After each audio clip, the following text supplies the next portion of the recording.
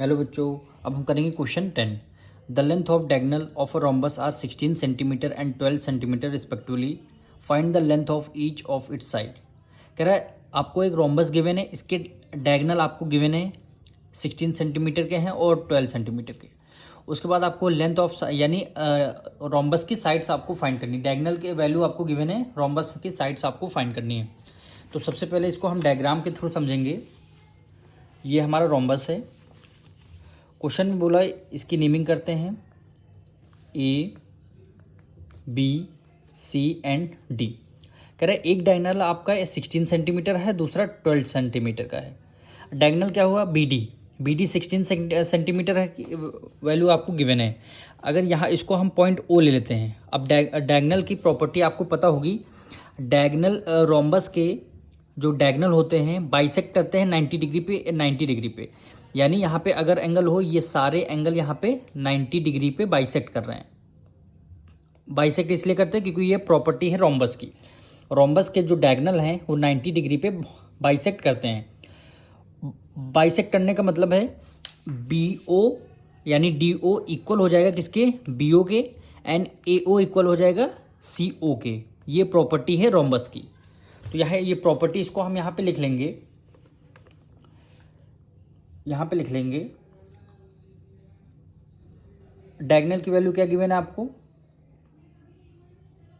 B D कितना given है? Diagonal, एक डायगोनल आपको 16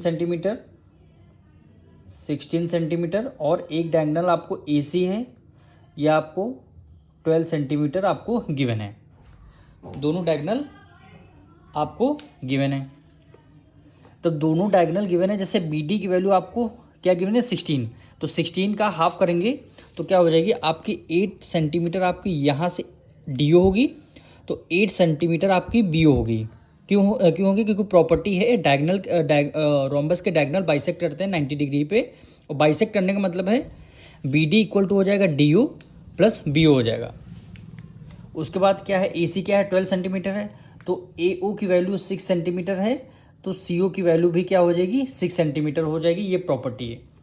तो यहाँ पे लिखेंगे एक लाइन हम छोटी सी, यहाँ लिखेंगे the diagonal of rhombus, diagonal of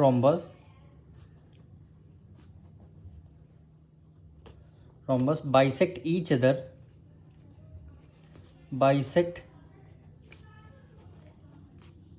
other, eight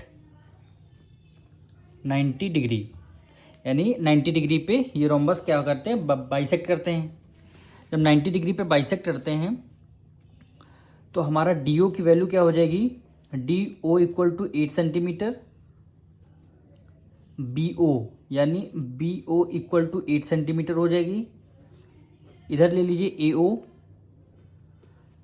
ओ कितनी? 6 सेंटीमीटर हो जाएगी, और सी ओ आपकी 6 सेंटीमीटर हो जाएगी। ठीक है। अब देखिए, अब रोम्बस की साइड्स आपको पता करनी थी, लेकिन आपको रोम्बस की डायगोनल आपको पता है सारे साइड्स।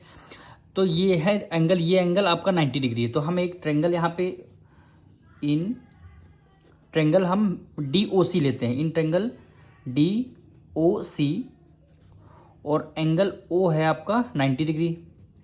तो इसमें कौन सी प्रॉपर्टी लगाएंगे? By Pythagoras theorem. हम यहाँ पे लिखेंगे by Pythagoras theorem,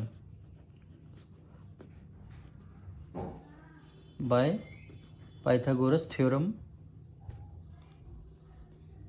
Pythagoras theorem क्या कहती है? फॉर्मूला क्या होता है? Hypotenuse square equal to base square plus perpendicular square. ये पाइथागोरस थ्योरम है। अब hypotenuse in triangle D O C में देखिए, इन ट्रेंगल हम क्या लिए हैं? डी ओ सी लिए हैं। हाइपोटेन्यूज हमारी क्या होगी? डी सी हो गई, यानी 90 डिग्री है। 90 डिग्री के सामने वाली साइड क्या होगी? हाइपोटेन्यूज। यानी हमने इसको हाइपोटेन्यूज हमें निकालना है, यानी डी सी की वैल्यू हमें निकालना है। बेस आपका क्या हो गया? बेस आप डी ओ को ले लीजिए, क्योंकि ये 90 डिग्री है। 90 डिग्री की ये सामने वाली हाइट होती है, और एक आपको हाइट लेनी, एक आपको बेस लेना। तो हाइट आप 8 को ले लीजिए। 8 का बेस का स्क्वायर करेंगे, 8 हो गया, प्लस परपेंडिकुलर क्या हो? 6 ले लीजिए, तो 6 का स्क्वायर कर देंगे। अब हाइपोटेन्यूज आपको सी डी की वैल्यू निकालनी थी, यानी सी डी की वैल्यू आपको निकालनी थी।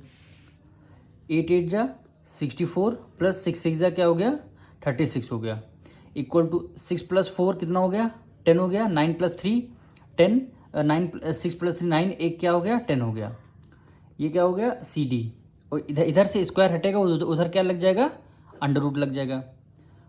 अब सी डी के जब आप फैक्टर्स निकालेंगे तो इसको करेंगे 10 मल्टीप्लाई 10 आ जाएगा वैल्यू, 10 मल्टीप्लाई 10 आ गया, तो एक 10 आपका सी डी बाहर आ गया। सी डी क्या आ गया आपका एक बाहर आ गया। जब सी डी की वैल्यू कितनी 10 सेंटीमीटर आई है, तो सी डी आपका 10 सेंटीमीटर आया है, तो रोम्बस की सारी साइड्स क्या होती इक्वल होती। तो सी डी 10 है तो ई डी भी आपका 10 होगा, ए बी भी 10 होगा और बी सी भी 10 होगा। तो यही क्या हो जाएगा आपका आंसर हो जाएगा, C D equal to 10 centimetre. यहाँ पे लिख देंगे each side of rhombus equal to हो गया 10 सेंटीमीटर। यही क्या हो जाएगा आपका आंसर हो जाएगा।